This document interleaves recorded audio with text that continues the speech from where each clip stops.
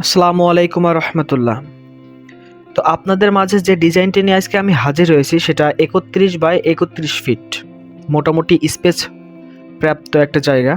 তো এই জায়গার মধ্যে আপনারা পাচ্ছেন 3টা বেডরুম, একটা ড্রয়িং রুম এবং 2টা বাথরুম এবং সাথে থাকছে একটা কিচেন। সবই তো বলে দিলাম। তাহলে এখন দেখা যাক যে কোথায় কেমন কিভাবে বেডরুম বা কিচেন কোন পজিশনে রাখলে ভালো হয় সেটা দেখার পালা। তো তার আগে বলে দিই, আপনারা এই যে বিল্ডিংটাতে কত কেমন খরচ হবে, মিস্ত্রি থেকে শুরু করে ম্যাটেরিয়ালস বা আপনার আনুষঙ্গিক যত খরচ আছে সব কিছু হিসাব করে আপনাকে আজকে বলে দিব। আপনি সেই অনুমান করে বা সেই আনুমানিক টাকা নিয়ে আপনি আপনার ডিজাইনটি বা এই ডিজাইন অনুযায়ী বিল্ডিংটি করতে পারবেন। তো চলুন দেরি না করে ডিজাইনটি শুরু করা যাক।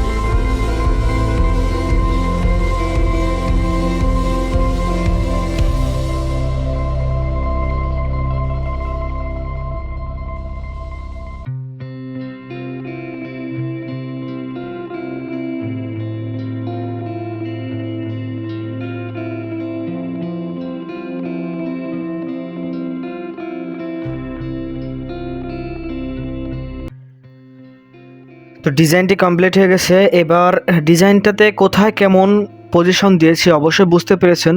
তবুও আপনাদের সুবিধার্থে আমি কিছু কথা বলতে চাই। এখানে রাখা হয়েছে 3টা বেডরুম। ফার্স্ট বেডরুম রাখা হয়েছে, দ্বিতীয় বেডরুম, তৃতীয় বেডরুম, আর এটা রাখা হয়েছে ড্রয়িং রুম। তো আপনারা চাইলেও এটা কিন্তু আপনারা বেডরুম করতে পারেন, কারণ এই যে ড্রয়িং রুমটা রাখা হয়েছে 11 ফিট 2 ইঞ্চি বাই 12 ফিট। এটাও কিন্তু একটা রুমের সমতুল্য, বা এটা একটা রুমই ধরা যায়, কিন্তু এটাকে স্পেশালি আমরা রেখেছি ড্রয়িং রুম।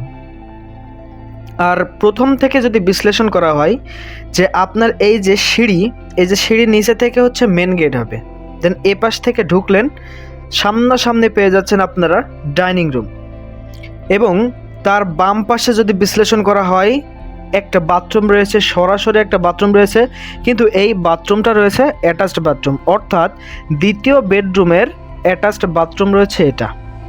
তার সাথে রয়েছে এই যে তৃতীয় বেডরুম। তো এখান থেকে আপনি তৃতীয় বেডরুমটাতেও খুব ইজিলি সুন্দরভাবে চলাচলের জন্য জায়গা আছে। এবার বাম পাশের বিষয়টা যদি বোঝাই, এই যে ড্রয়িং রুমের কথা তো বললামই, এবং এটা রয়েছে কমন বাথরুম, এবং তার সাথে রয়েছে ফার্স্ট বেডরুম। এই ফার্স্ট বেডরুমের সাথে বা এই যে ফার্স্ট এবং সেকেন্ড বেডরুমের মাঝে রয়েছে কিচেন। তো এই ছিল আজকের এই প্ল্যান। আর এই প্ল্যানটাতে বা এই ডিজাইন অনুযায়ী আপনারা যদি বিল্ডিং করতে চান তাহলে করতে পারেন। আর যদি আপনাদের মনে হয় যে হালকা একটু চেঞ্জ করবেন, সেটাও আপনারা করতে পারেন।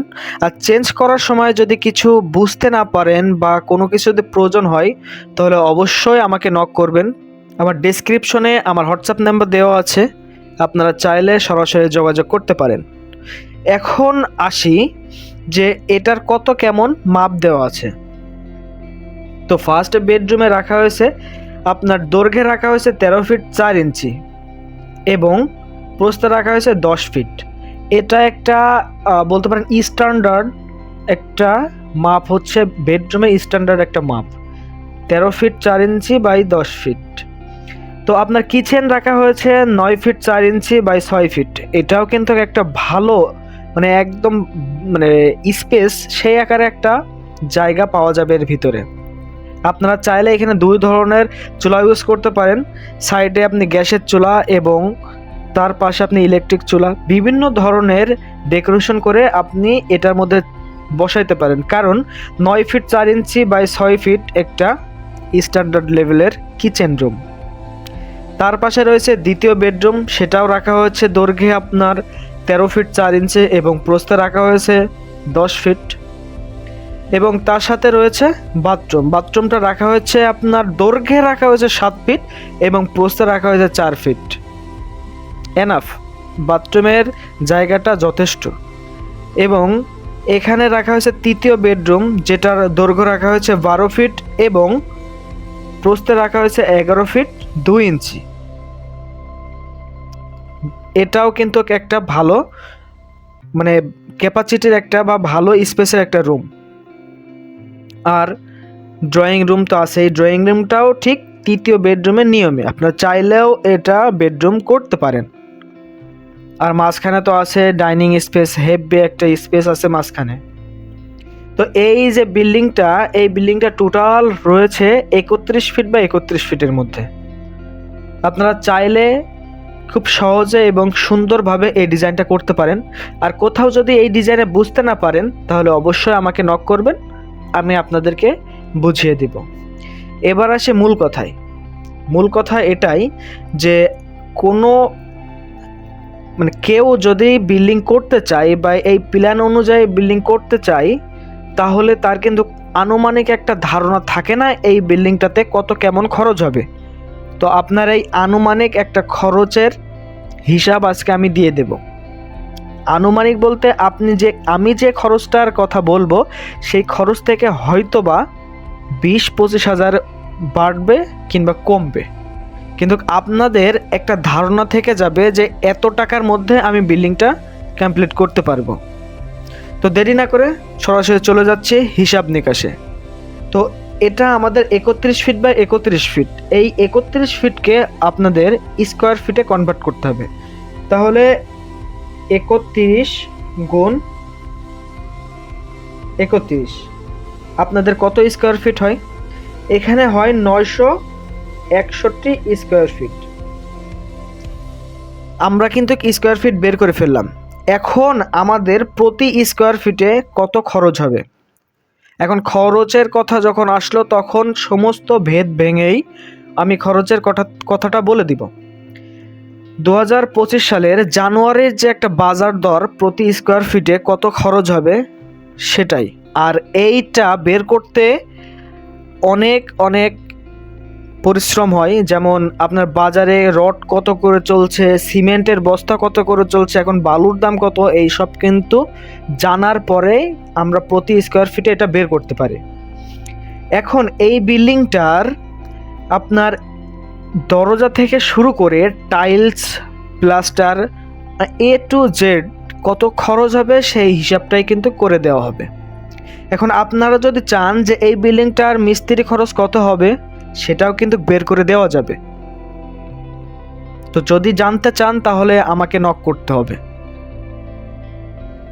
আর একটা কথা বলে রাখি, এই যে বাথরুম থেকে আপনাদের যে একটা হাউস থাকে, সে হাউসের দূরত্ব কিন্তু 5 ফিট ধরা হয়েছে।